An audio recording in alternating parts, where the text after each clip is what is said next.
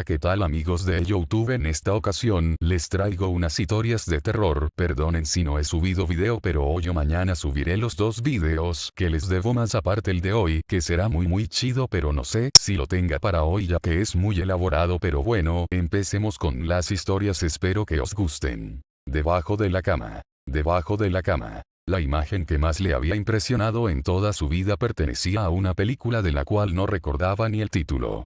Había una niña tumbada sobre su cama.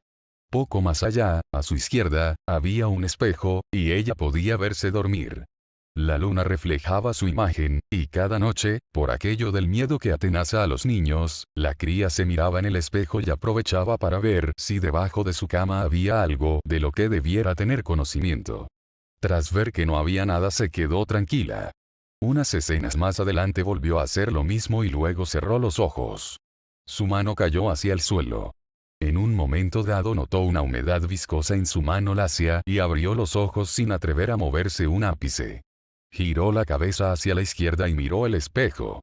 Bajo su cama había un hombre con ojos de sádico, que lamía su mano con la boca sangrienta en un rictus perverso. Aquella escena era la que más terror le producía, pero ella no tenía un espejo al lado de la cama para mirar si estaba sola en la habitación, y por más que había pedido a sus padres que le pusieran un espejo, estos siempre le habían dicho lo mismo: no hay sitio.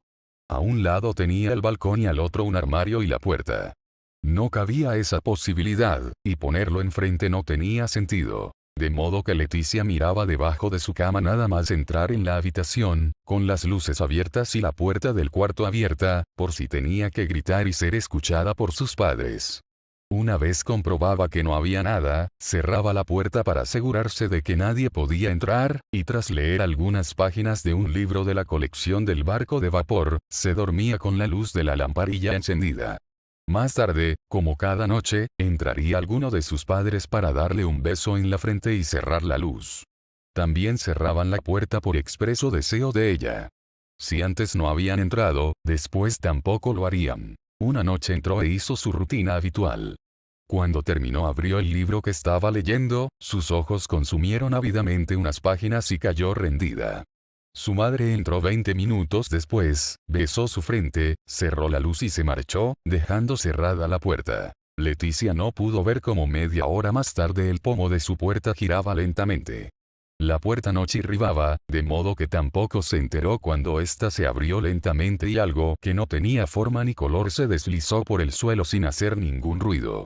Ella permanecía inerte, sumida en sueños, cuando la sábana que la cubría comenzó a deslizarse hacia sus pies. Un pequeño cosquilleo producido por el movimiento de las sábanas hizo que moviera las piernas incómodamente, casi en un arranque nervioso, pero no llegó a despertarla. Cuando las sábanas terminaron en el suelo, Leticia comenzó a tener una pesadilla. Sus ojos, ocultos tras los párpados cerrados, se movían rítmica y velozmente. Mientras tanto, un ser invisible a la vista humana, deslizaba parte de sí por las piernas desnudas de Leticia, provocando que toda su piel se estremeciera y el vello de todo su cuerpo se erizara. Un frío glacial recorrió sus pies, sus piernas, su cintura, su pecho y sus brazos y terminó llegando hasta su rostro como un suspiro mortal. Leticia sintió que el corazón se le congelaba y abrió los ojos en un rictus de horror. Respiró hondo y comenzó a hiperventilarse mientras sus manos se agarraban fuerte a la sábana de fondo. Cuando logró aminorar la velocidad de su respiración y su corazón volvió a su número de palpitaciones habitual, Leticia parpadeó un par de veces más y se centró. Algo fallaba. No era solo la pesadilla que le había despertado, había algo más. Era un presentimiento. En un movimiento tan rápido como el miedo le permitió, encendió la luz de la habitación. Sentada aún en la cama, se miró las propias piernas y encontró la respuesta a su pregunta. La sábana que cubría su cuerpo ahora no estaba. Miró a un lado y otro de la cama sin apenas mover más músculo de su cuerpo que el del cuello, y no encontró la pieza que faltaba. De un bote se puso de rodillas y se acercó hasta los pies de la cama. Allí abajo, de forma circular, estaba toda la sábana que debía haber estado cubriendo su cuerpo. Comenzó a sentir otra vez el miedo que la había hecho hiperventilarse y su respiración volvió a agitarse. De haber sido asmática ya habría sufrido un ataque. Era una suerte ser una niña sana. Si hubiera tenido 70 años probablemente aquella noche habría muerto de un ataque al corazón. Alargó el brazo para recuperar su sábana y se la echó por encima. Todavía luchaba por recuperar también la serenidad.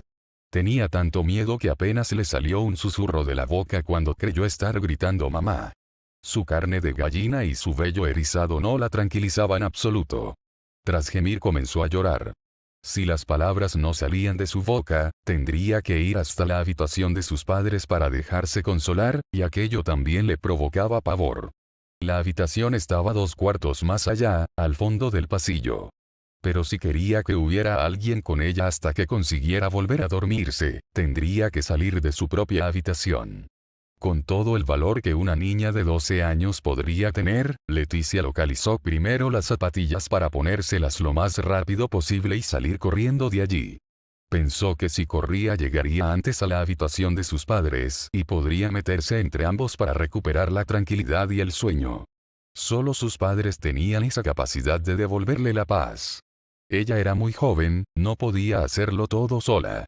Necesitaba 2 adultos a los que amaba y en los que confiaba. Decidida, tras localizar sus zapatillas, se abrazó a la sábana, se calzó y corrió hacia la puerta de su habitación. Fue entonces, cuando al alargar el brazo para abrir el pomo, se dio cuenta de que la puerta estaba abierta. El miedo la paralizó de nuevo y sus ojos bailotearon de terror. No se atrevía a girarse y en el umbral permaneció el tiempo que a ella le pareció una eternidad. Sus pies no se atrevían a dar un paso más. Comenzó a hiperventilarse de nuevo y sintió marearse, y en un arranque último de valor, extendió el brazo y abrió la luz del pasillo. ¿Iba a morir de miedo? Aquella duda consiguió que echara a correr hasta la habitación de sus padres, pero fue tan rápida y torpe que se estampó contra la puerta semiabierta. Cayó al suelo y se dañó un tobillo, pero provocó el suficiente ruido como para que su padre se despertara y abriera la luz. Leticia. La niña alzó su rostro poco a poco. Primero vio las baldosas del suelo, luego llegó hasta las zapatillas de su padre, y entonces miró debajo de la cama de matrimonio. Antes de que la habitación comenzara a darle vueltas y cayera al suelo, había podido ver que debajo de la cama de sus padres estaba su madre sobre un charco de sangre y un ser etéreo, como el cristal, al cual solo se podía con los ojos de la infancia, lamía la barbilla sangrienta de su madre. Fin. A solas con la muerte. Aquella noche miró hacia el pasado para encontrarse con su otro yo, aquella muchacha asustadiza y tímida que no era capaz de decir una palabra más alta que la otra. Se miró al espejo intentando analizar sus gestos, buscando qué era aquello que la había hecho cambiar tanto como para convertirse en lo que ahora era. ¿A dónde habían ido a parar aquellos sentimientos de culpabilidad de las primeras veces? ¿Qué había sido de su arrepentimiento? ¿Dónde estaban sus comeduras de cabeza, aquel dolor intenso que había sentido su pecho, esa lucha de sus ojos intentando evitar llorar?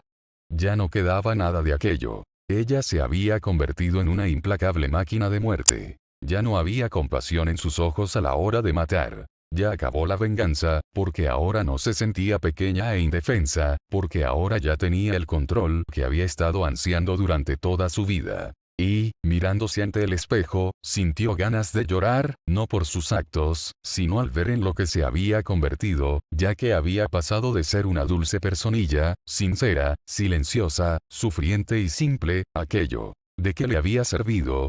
Si realmente era gratificante la venganza o si solo era una idea que había creado en su mente para convencerse de que llevaba la razón era algo que ya no se sentía capaz de evaluar. Y ahora estaba a solas. A solas con la muerte. Meditando sobre el sentido de todo lo que había hecho. Pensando en cómo habría sido la vida de aquellas personas si ella no se la hubiera arrebatado. Acordándose de las familias de todas sus víctimas. Era extraño que se hubiera puesto a pensar en ello. ¿Qué estaba fallando en ella? ¿Por qué se creía malvada? ¿Por qué sentía compasión? Toda su vida había consistido en una cruzada de venganza hacia el pasado, hacia los malos tratos que sufrió, que la convirtieron en un ser alienado, inútil, que se dejaba llevar. Y había disfrutado tanto siendo ella quien llevaba las riendas. Pero ahora el camino llegaba a su fin. Ya no sentía deseos de volver a matar. La cuenta había sido saldada. La venganza había llegado a su término y se dio cuenta de que su falsa personalidad, la de aquella imparable asesina, era tan solo una mala fachada que ella misma había creado. Y la fachada había cedido ante la realidad. Ya no había vuelta atrás. No podía permitirse el hecho de volver a ser como antes. No volvería a llorar, ni a quejarse, ni a sufrir por ella ni por nadie. Y jamás podría aceptar a su verdadero yo.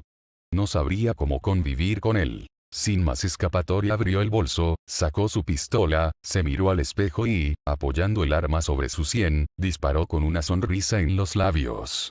Había ganado la batalla. Fin. Hace unos 5 años vivía en el centro de una ciudad importante de los Estados Unidos. Siempre he sido una persona nocturna, así que a menudo me aburría después de que mi compañero de piso, el cual no salía nada de noche, se fuese a dormir. Para pasar el tiempo solía dar largos paseos mientras pensaba. Pasé 4 años haciendo eso, saliendo a caminar solo de noche, y nunca tuve ninguna razón para sentir miedo. Solía bromear con mi compañero de piso diciéndole que hasta los traficantes de drogas eran amables. Pero todo eso cambió en pocos minutos una noche. Era miércoles, sobre la 1 o las 2 de la madrugada, y estaba caminando cerca de un parque bastante lejos de mi apartamento.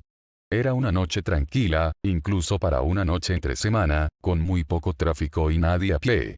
El parque, como casi todas las noches, estaba completamente vacío. Me volví por una calle lateral corta para volver a mi apartamento cuando lo noté por primera vez. A lo lejos de la calle, en mi lado de la acera, había una silueta de un hombre, bailando. Era un baile extraño, similar al vals, pero acababa cada paso con un paso extraño hacia adelante. Supongo que se podría decir que estaba bailando andando, directamente hacia mí. Decidiendo que probablemente estaba borracho, me acerqué todo lo que pude a la carretera, dejándole la mayor parte de la acera para que me pasase. Cuanto más se acercaba, más me percaté de sus elegantes movimientos. Era muy alto y delgado y llevaba un traje viejo. Bailó hasta estar cerca mío, hasta que pude distinguir su rostro. Tenía los ojos completamente abiertos y salvajes, la cabeza levemente inclinada hacia atrás, mirando al cielo. Su boca era como una amplia sonrisa de dibujos. Entre los ojos y la sonrisa, preferí cruzar al otro lado de la acera antes de que bailase más cerca de mí. Dejé de mirarle para cruzar la calle vacía. Al llegar al otro lado, miré hacia atrás, y luego mi cuerpo se paralizó. Él había parado de bailar y estaba apoyado con un pie en la calle, perfectamente paralelo a mí. Estaba frente a mí pero aún así mirando al cielo. Aún con la amplia sonrisa en sus labios. Yo estaba completamente nervioso por esto. Empecé a caminar de nuevo, pero mirando al hombre. Él no se movió. Una vez que había puesto unos 60 metros entre nosotros, dejé de mirarle por un momento para mirar la acera enfrente de mí. La calle y la acera delante de mí estaban completamente vacías. Todavía nervioso, miré atrás donde había estado apoyado con un pie para ver que se había ido. Por un breve momento me sentí aliviado, hasta que lo vi. Él había cruzado la calle, y ahora estaba ligeramente agachado. No podría asegurarlo debido a la distancia y las sombras, pero estaba seguro de que me estaba mirando. No había apartado la mirada de él más de 10 segundos, así que estaba claro que se había movido rápido. Estaba tan sorprendido que me quedé allí por algún tiempo, mirándolo fijamente. Y entonces comenzó a moverse hacia mí de nuevo.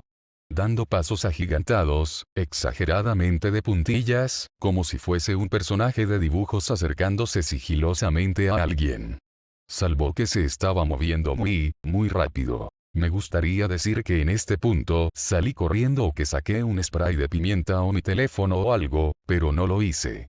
Simplemente me quedé allí parado, completamente congelado mientras el hombre sonriente se arrastraba hacia mí. Y luego se paró de nuevo, a un coche de distancia de mí. Sin dejar de mostrar su sonrisa, todavía mirando al cielo. Cuando por fin encontré mi voz, solté lo primero que me vino a la mente. Lo que quise decir era, ¿qué cojones quieres? Enfadado, con tono firme. Lo que me salió fue un leve gemido, que como. Independientemente de si los humanos pueden oler el miedo, seguro que oírlo sí. Yo lo oí en mi propia voz, y eso solo me puso más nervioso. Pero él no reaccionó. Simplemente se quedó ahí, sonriendo. Y luego, después de lo que pareció una eternidad, se dio la vuelta, muy lentamente, y empezó a bailar andar en sentido opuesto. Así, sin más. No queriendo darle la espalda de nuevo, me quedé viendo cómo se iba, hasta que estuviese suficientemente lejos como para perderle de vista. Y entonces me di cuenta de algo.